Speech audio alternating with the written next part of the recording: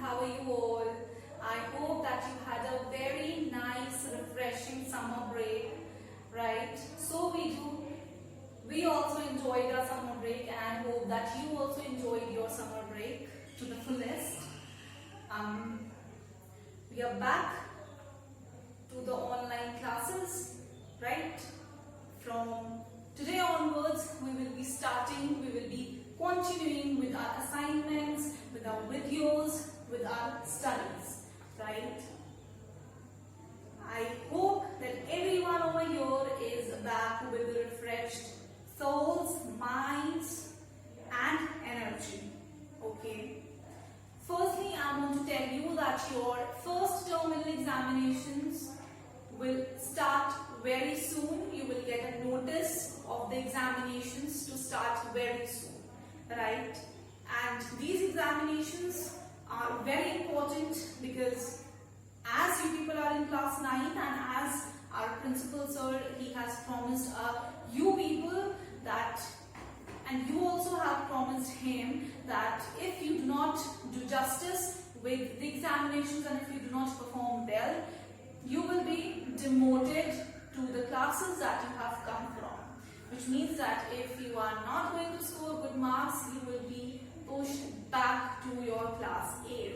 So I really want you class 9 to do the best, to give your best in these examinations, which will start very soon. You will get official notices and messages shortly from the school, right? Also, the complaints of assignments is irregular. Even your summer break started and it has ended today, but the assignments that were supposed to be sent by you people are delayed. They are still awaited, and I don't know when you are going to send it. So again and again I am telling you, and right now also I am telling you, that all these assignments, they do contain marks, and if you do not send them, you will not get marks. You will get 0, and this will add to your performance. And if you do not score nice in the examination plus no submission of the assignments, will definitely throw you back to the classes. Like classes 8, in class 8 you will be thrown back, because if you do not perform well, if you are not submitting the assignments, what is the use of promoting you to the next classes? And if this goes on, you will not go to the board classes. So again and again I am telling you, I requested you earlier, but now I am warning you that if you do not submit the assignments, from me at least, do not expect the marks. I will give you a big good 0 in the assignments. Now, moving back to the subject economics, we have till now covered 4 chapters, that was definition of economics, basic terms and concepts used in economics, types of economies, problems of an economy. Now we will be starting today is the 5th chapter, that is primary sector, and that is agriculture. Right?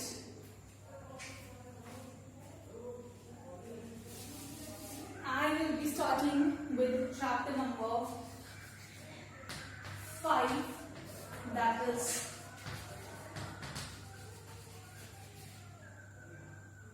primary sector, right? And in primary sector we have agriculture. Okay, we have agriculture.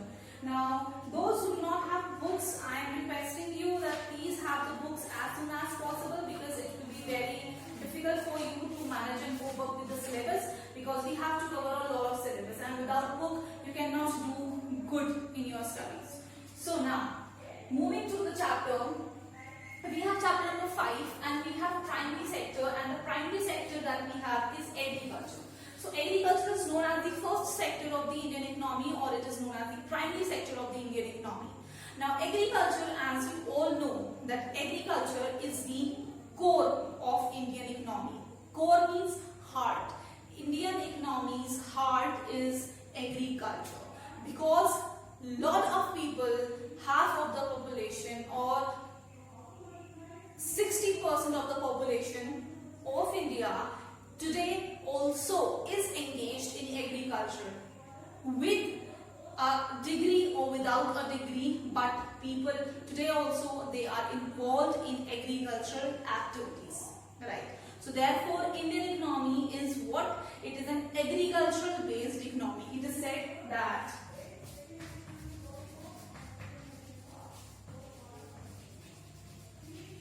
Indian economy is an agricultural based economy, right? It is an agricultural based economy. Why? Because half of the population is engaged in agricultural activities. Either it is either it is farming, irrigation, cultivation, whatever it is involved in agricultural activities.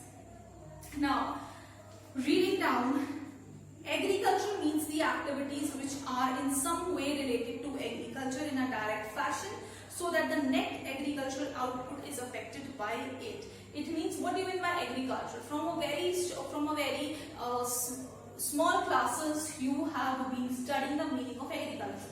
Agriculture means to grow something. Agriculture means an activity where you sow something, it ripes, you harvest it, and you use it.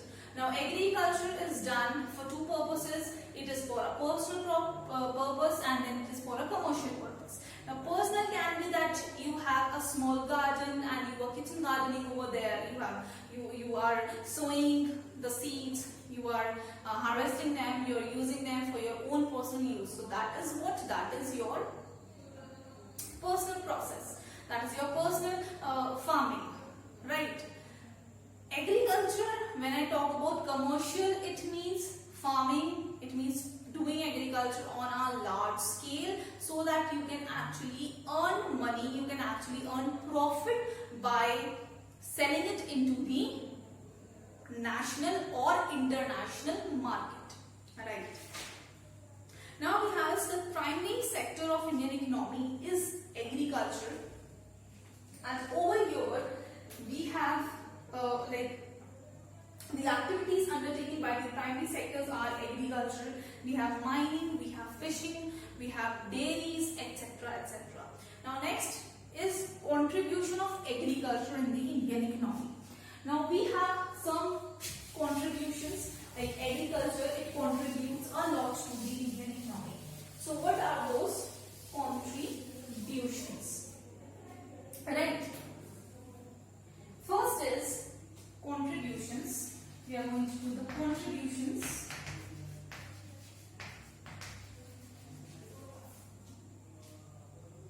Contributions of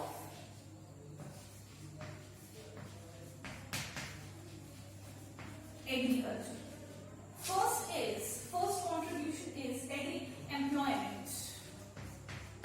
Right? First contribution of agriculture is employment. Now, agriculture is a labor-based process. Agriculture is a labor-based process. Labor-based means that if people are not there, if labor is not engaged in this activity, agriculture cannot be processed. It cannot be done. You cannot perform activities without labor. So therefore, it is a labor-intensive process. It is a labor-intensive technique. So it requires people, it requires human beings. Therefore, it provides employment to a large number of people. Like mass number of people is involved in agriculture. So employment is what? It is a help, or it is an opportunity which we get from the agricultural activities, right? Second is industrial development.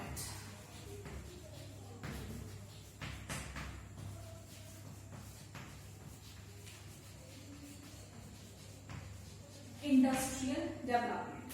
Now what happens is that agriculture in India has been the major source of supply of raw material to various important industries of our country. Agro-based industries depend on agriculture for their raw materials such as cotton, jute, sugar, vanaspati, edible oil, tea, coffee, rubber, etc. Now it helps in industrial development. How agriculture helps in industrial development is that There are so many things that we require. We require rubber, we require jute, we require cotton. From where all these comes? It comes from the industries. And if we do not have industries, the production of cotton, the production of rubber, the production of jute will go waste, because they need to be refined, right? It is there, we have plants, we have trees, right? We have rubber plant, we have cotton plants, we have all these things we extract from trees, environment, plant. Now till we do not refine them, we cannot use them. So in order to use all these things, in order to use all these raw materials, we need to refine them, we need to process them. And where it is processed, these all are being processed and refined in the industries. So industries, it is required, and agriculture leads to industrial development, right? Which also in a way it helps in the boost of the economic growth and development. Third is trade. Third is trade. Now agriculture, it helps in mass trading, because you know that India produces a lot of things. India exports a lot of things. India exports rice, India exports coffee, we export jute, cotton. So there are so many things that we export, and when we export in foreign currency. And when we sell something to the other countries, what happens? We get foreign currency, which is definitely higher than the Indian currency. So it is a profit for us. So it is very important for the Indian economy to export. Rather than importing, we need to focus more and more on exporting. So therefore, agriculture helps in what? Agriculture helps in mass trading. It helps in trade. Fourth is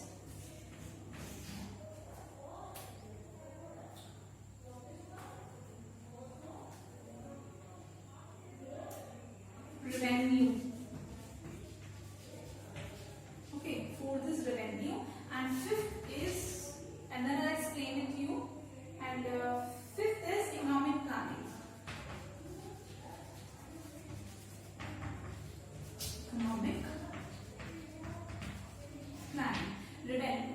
Now, what happens is that agriculture is one of the major sources of revenue to both the central and state governments of the country. The major part of the revenue to the central and state government is generated from land revenue, irrigation charges, taxes imposed on the commodities purchased by the cultivators, etc. Now, revenue. Revenue means, what is revenue? Revenue is government's income. Okay, revenue means government's income. It means that what the government is actually earning. It means that what the government is actually earning. Now, from where the government is going to earn? From we people, the government is going to earn. When we pay taxes, we are paying direct taxes, we are paying indirect taxes. So what happens is that it is a form of revenue. We are doing expenditures. For us it is expenditures, but for the government it is revenue. So what happens is that when we are performing activities such as paying the taxes, we are helping the government. And when we are going to purchase agricultural material, agricultural products, it will directly help in generating government revenue. Fifth, we have is economic planning. Now, planning in India depends on agricultural sector. A good crop provides good planned economic development of the country by creating a better business climate for the transport system, manufacturing industries, internal trade, etc. A good crop also brings a good amount of finance to the government for meeting its planned expenditures. See, planning is very important because everything requires planning. If you are not planning anything, it will go waste.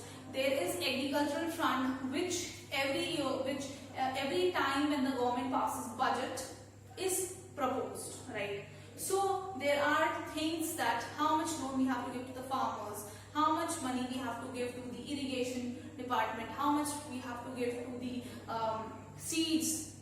So this is planning, that we are going to spend this much on sowing, we are going to spend this much on harvesting, we are going to spend this much on the irrigation process and facilities.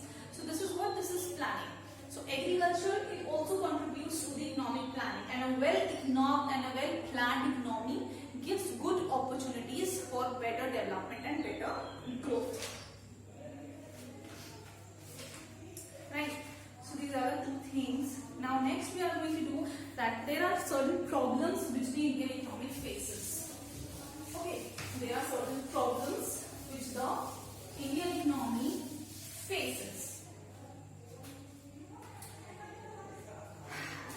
During agriculture, there are few problems which the economy has to face, and what the problems are, we are going to discuss that. Problems. Right, we are going to discuss few problems. First is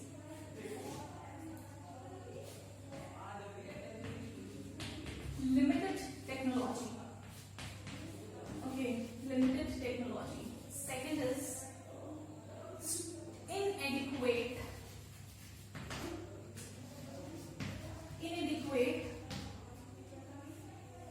storage facilities. Inadequate storage.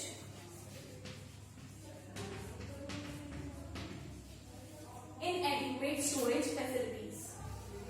Third is dependence on rain.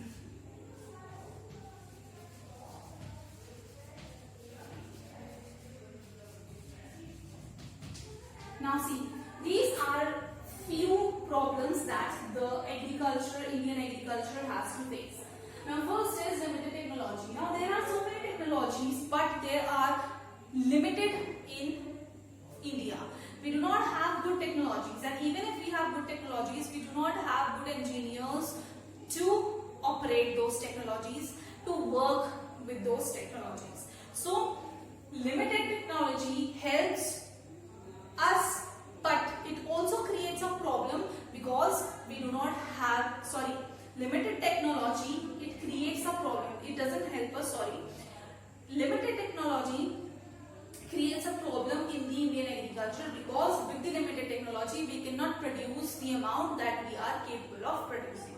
Second is inadequate storage facilities. Now even if you have produced a huge amount of crops or pulses or whatsoever you have grown, right? If you do not have good storage facilities, those will go waste. You will not be able to store them, and if you do not store them, they